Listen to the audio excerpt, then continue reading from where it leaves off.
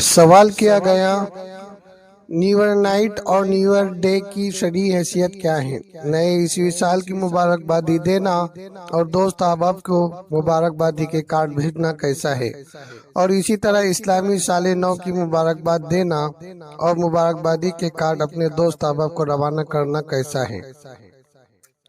محترم، جواباً عرض ہے کہ انسان کی طبیعت ہے کہ وہ معمولات کی یکسانیت سے کبھی کبھی گھبرا اٹھتا ہے اور ایسے دنوں کی ضرورت محسوس کرتا ہے جس میں وہ روز مرہ کی مصروفیات سے ہٹ کر کھلے ذہن کے ساتھ اپنا کچھ وقت گزار سکے۔ اسی لیے ہر قوم و ملت میں جشن مسرت منانے کے لیے کچھ ایام مقرر ہوتے ہیں جنہیں عرف عام میں تہوار کہا جاتا ہے۔ ہر قوم کا مزاج تہوار بنانے میں الگ ہو سکتا ہے، لیکن ایک بات سب میں مشترک طور پر پائی جاتی ہے، وہ ہے خوشی منانا۔ دنیا میں جتنے بھی تہوار بنانے جاتے ہیں ان میں مذہبی اعتقادات ضرور شامل ہوتے ہیں۔ خود اسلامی تہوار میں بھی مذہبی عنصر کو بہت اہمیت حاصل ہے۔ البتہ اسلام نے دوسری قوم کے تمام تہواروں کی طرح اپنے اجتماعی خوشی کے ایام کو کسی اہم تاریخی واقعہ یا موسم کے ساتھ نہیں جوڑا، بلکہ حال ہی میں انجام دی جانے والی عبادت کے ساتھ مربوط کر دیا ہے، تاکہ اس سے یہ سبق حاصل ہو کہ اصل خوشی منانے کا حق تو ان کاموں پر پہنچتا ہے جو کہ حال ہی میں تم نے انجام دیے ہیں، محض ان کارناموں پر نہیں جو تمہارے آبا و اجداد نے انجام دیے تھے۔ اسلام میں جشن یا تہوار کے دن صرف دو ہے۔ جشن منانا ہے، تہوار بنانا ہے، تو اس کے دن جو ہے وہ دو ہے، ایک عید الفطر ہے اور ایک عید الاضحیٰ۔ یہ دو دن ایسے مواقع پر آتے ہیں کہ پوری امت ایک ایسی اجتماعی عبادت کی تکمیل سے فارغ ہوتی ہے جو سال میں ایک بار انجام دی جاتی ہے۔ عید الفطر رمضان کی تربیتی دور کے بعد آتی ہے، جو روزے جیسی اہم عبادت کی تکمیل پر احساس تشکر کے اظہار کے لیے منائی جاتی ہے، اور عید الاضحیٰ حج کے مبارک ایام کے بعد قربانی کے لیے۔ حضرت انس رضی اللہ عنہ سے روایت ہے کہ جب رسول اللہ صلی اللہ علیہ وسلم مدینہ منورہ آئے تو اہل مدینہ کے ہاں 2 دن مقرر تھے جس میں وہ کھیلتے اور خوشیاں مناتے۔ آپ صلی اللہ علیہ وسلم نے ان ایام کے بارے میں دریافت فرمایا۔ عرض کیا گیا کہ ہم جاہلیت کے زمانے سے یہ دن مناتے چلے آ رہے ہیں، تو آپ صلی اللہ علیہ وسلم نے فرمایا، اللہ تعالیٰ نے تم کو اس کے بدلے اس سے بہتر 2 دن عطا کیے ہیں، ایک عید الفطر ہے اور دوسری عید الاضحیٰ۔ مذکورہ فرمان رسالت سے یہ بات واضح ہو جاتی ہے کہ اسلام میں غیر مسلم اقوام کے تہواروں کو اپنانے کی کوئی گنجائش نہیں ہے، کیونکہ اسلام اپنے ماننے والوں کو ہر وقت اپنے خالق کی اطاعت میں دیکھنا چاہتا ہے۔ وہ انسان پر یہ واضح کرتا ہے کہ یہ وسیع تر کائنات اور خود انسان کا وجود کھیل کود اور دل لگی کے لیے نہیں کہ اس بیکار تقریبات اور تفریحات اور کھیل کود میں ضائع کر دیا جائے۔ غیروں کے تہوار بنانے کی کوئی سبیل ہوتی تو آپ صلی اللہ علیہ وسلم اہل مدینہ سے فرما دیتے کہ تم اس کے خراب امور ترک کر دو اور ان کی اصلاح کر کے مناؤ، لیکن آپ صلی اللہ علیہ وسلم نے کلی طور پر ان سے نفرت کا اظہار کر کے منع فرما دیا اور صرف 2 اسلامی تہوار منانے کی اجازت عنایت فرمائی، وہ ہے عید الفطر اور ایک عید الاضحیٰ۔ غیروں کی نقالی سے کیوں منع کیا گیا؟ آپ صلی اللہ علیہ وسلم نے دوسری قوموں کی عبادات، عادات، رسم و رواجات، طور طریقے اور مذہبی شعار اپنانے کو دائرہ اسلام سے نکل کر انہی کے مذہب کے دائرے میں داخل ہونے کے مترادف قرار دیا ہے۔ جیسا کہ آپ علیہ السلام نے فرمایا، من تشبہ بقوم فہو من، جو شخص جس قوم کی مشابہت اختیار کرے وہ انہی میں سے ہیں۔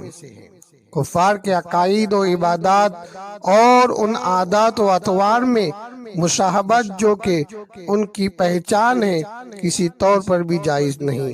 اس کا نتیجہ بعض مرتبہ یہ نکلتا ہے کہ ایمان جیسی عظیم اور لازوال نعمت چھین جاتی ہے۔ علامہ ابن تیمیہ رحمۃ اللہ علیہ نے اقتضاء الصراط المستقیم میں غیروں کی نقالی کے ممنوع ہونے کی بہت ساری وجوہات ذکر کی ہے اور اس پر تفصیلی کلام کیا ہے۔ آپ کے سامنے چند فرمایا کہ کفار کی نقل اور پیروی کرنے سے آدمی خود بخود صراط مستقیم کی پیروی سے ہٹ جاتا ہے، اور فرمایا کہ ان کی پیروی کرنے سے ان کے قول و عمل سے ہم آہنگی اور قلبی موانست محبت پیدا ہو جاتی ہے جو سراسر ایمان کے منافی ہے، اور فرمایا کفار کی مشابہت پر جمے رہنے سے خود شریعت مطہرہ سے نفرت پیدا ہو جاتی ہے اور ایمان کمزور سے کمزور تر ہوتا چلا جاتا ہے، اور فرمایا ان کی بری عادات صفات اچھی لگنے لگتی ہے اور آورگی، بے حیائی اور جنسی بے رہ روی عام ہو جاتی ہے، اور فرمایا مسلمانوں کی اس نقالی کو دیکھ کر کفار دلی خوشی محسوس کرتے ہیں اور اپنے کفر پر مضبوط سے مضبوط تر ہوتے چلے جاتے ہیں، اور فرمایا کہ کفار کے اعمال، عقائد، رسم و رواجات اور جشن و تہوار سب کے سب برائیوں کا مجموعہ اور بھلائیوں سے یکسر خالی ہے، لہذا عقائد و عبادات اور جشن و تہوار میں غیر مسلم اقوام کی نقالی ناجائز و حرام ہے۔ نبی کریم صلی اللہ علیہ وسلم نے ہمیں شرعی 2 عیدیں عطا فرمائی ہیں جو ہمارے تہوار ہیں۔ حضرت عمر رضی اللہ تعالیٰ عنہ فرماتے ہیں، اللہ کے دشمنوں سے ان کی تہواروں میں جانے کے لیے اور ان کے تہواروں کو اپنانے کے لیے اجتناب کرو، اس سے بچو۔ حضرات گرامی، پھر اس بات سے یہ بات واضح ہو گئی کہ سوال میں ذکر کردہ جدید رسومات ان کے دیگر مفاسد کثیرہ سے قطع نظر غیر اسلامی تہوار و رسومات ہے، جو ان کو منائیں گا تو وہ اسلام سے نکلنے کے ارتکاب کرے گا۔ لہذا تمہید کے بعد ہم ان کی حقیقت کی بھی کچھ وضاحت کریں گے تاکہ شرعاً، عقلاً اور عرفاً ان کی خوب قباحت ہمارے سامنے ظاہر ہو جائے۔ اب کہتے ہیں کہ happy new year, happy new year day, happy new year night. تاریخ میں نئے سال کا استقبال مختلف تاریخوں میں ہوتا رہا، یہ بات ذہن میں رکھے۔ تاریخ میں نئے سال کا استقبال مختلف تاریخوں میں ہوتا رہا۔ برطانیہ اور امریکہ میں 17ویں صدی میں جنوری سے شروع ہونے والے کیلنڈر کو اختیار کیا گیا، چنانچہ جنوری کے پہلے دن کو نئے سال کے طور پر منایا جانے لگا۔ یہودی لوگ مخصوص کھانے پکانے کے ساتھ مذہبی تقریبات منعقد کرتے، جنوبی ایشیا کے لوگ پرندے آزاد کرتے، لیکن یہ ابتدائی بات تھی۔ 19ویں صدی کی شروع کی بات ہے کہ برطانیہ کے رائل نیوی کے جوانوں کا زیادہ حصہ تھکا دینے والے بحری سفروں میں گزرتا تھا، تو وہ لوگ اپنی بوریت دور کرنے کے لیے جہازوں کے اندر اپنی دلچسپی کا سامان پیدا کرتے تھے۔ کبھی ایک دوسرے کی سالگرہ بناتے، کبھی کتوں، بلیوں اور گھروں کے سالگرہ کرتے، ویک اینڈ مناتے، ایسٹر اور کرسمس کا اہتمام کرتے۔ انہی تقریبات کے دوران شیطان نے انہیں ایک آئیڈیا ان کے ذہن میں ڈالا کہ نئے سال کی آمد پر بھی خوب تفریح ہونی چاہیے۔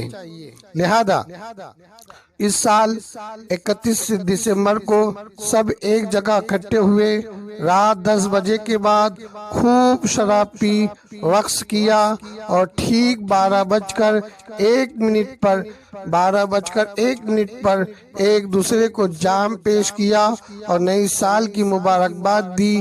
یہ نیو ایئر نائٹ کا آغاز تھا۔ یہ تھا نیو ایئر نائٹ کا آغاز۔ پھر رفتہ رفتہ اس وقت بتیاں گل کر کے حیا، بے شرمندگی اور زنا کاریوں کے اندر مبتلا ہو کر ایک دوسرے کو مبارکبادی دی جانے لگی۔ آہستہ آہستہ یہ رسم ایک جہاز سے دوسرے جہاز تک، پھر وہاں سے ساحل پر اور پھر پوری دنیا اس بے حیائی اور فحاشی کی رسموں میں رنگ ہو گئی، اور بڑے بڑے شہروں میں فحاشی اور عریانی سے بھرپور تقریبات کا انعقاد ہونے لگا۔ نیو ایئر کی تقریبات نے پوری دنیا کی ثقافت پر گہرے اثر چھوڑی۔ اس کی فحاشی، عریانی اور بے حیائی اور بے جراثیم آہستہ آہستہ نوجوان نسل کے اخلاقیات کو چاٹ رہی ہے، جس سے بے حیائی، آورگی اور جنسی بے راہ روی عام ہو رہی ہے۔ ہمارے ملک انڈیا میں بھی یا تو نوجوان اپنے من پسند جوڑے لے کر 5 اسٹار ہوٹلوں میں اپنے ایمان کو برباد کرتے ہیں، اور جو وہاں نہیں جا سکتے تو سڑکوں اور چوراہوں اور چوکوں پر آتش بازی، فائرنگ اور دیگر ایمان کو ختم کرنے والی اور بے حیائی سوز و افعال کے ساتھ نئے سال کا استقبال کرتے ہیں، زنا کرتے ہیں، نہ جانے کیا کیا کر گزرتے ہیں، جس میں درجنوں مرتے بھی ہیں اور سینکڑوں زخم ہوتے ہیں۔ اسلام نے تو جو کام جائز اور مباح ہیں ان میں بھی غیروں کے ساتھ مشابہت کو ناجائز قرار دیا ہے۔ تو پھر شرعاً، عرفاً اور عقلاً جو رسم ناجائز حرام ہو اس میں مشابہت مسلمانوں کے لیے کیسے درست ہو سکتی ہے؟ لہذا نیو ایئر منانا، نیو ایئر نائٹ اور نیو ایئر ڈے بنانا، اس پر ایک دوسرے کو مبارکباد دینا، دوست احباب کو کارڈ بھیجوانا سب ناجائز ہے۔ اگر کوئی دوست کارڈ بھیجوا دے تو اسے واپس کرنا ایمان کا تقاضا ہے۔ اسی طرح اسلامی سال نو کی مبارکباد اور اس میں مبارکبادی کے کارڈ کی رسم بھی بجائے نیو ایئر ڈے ہی کا چربا معلوم ہوتی ہے، لہذا اس سے بھی اجتناب کیا جائے۔ اللہ تعالیٰ نے تکوینی طور پر اسلامی سال کا آغاز اور اس کی انتہائی اپنے اعلان کبریائی پر کر دی ہے۔ جب ذوالحجہ کا سورج غروب ہو کر محرم الحرام کی آغاز کی خبر دیتا ہے تو مؤذن نغمہ الہی سنا کر مسلمانوں کو متنبہ کرتا ہے کہ حاکمیت صرف مسلمانوں کی معبود ہی کے لیے ہے، اور کامیابی صرف اور صرف اللہ رب العزت کی اطاعت اور اس کے پیارے اور محبوب رسول سیدنا محمد صلی اللہ علیہ وسلم کے مبارک طریقوں پر چلنے میں ہے، نہ کہ غیروں کی نقل اور پیروی کرنے میں۔ لہذا ہم سب عہد کریں اور اس بات کو اچھی طریقے سے سمجھے، نیو ایئر نائٹ اور نیو ایئر ڈے ایک دوسرے کو ہیپی دینا، مبارکبادی دینا، یہ سب ناجائز خرافات ہے، اس سے ہم پرہیز کریں۔ دعا ہے کہ اللہ عمل کرنے والا بنائے۔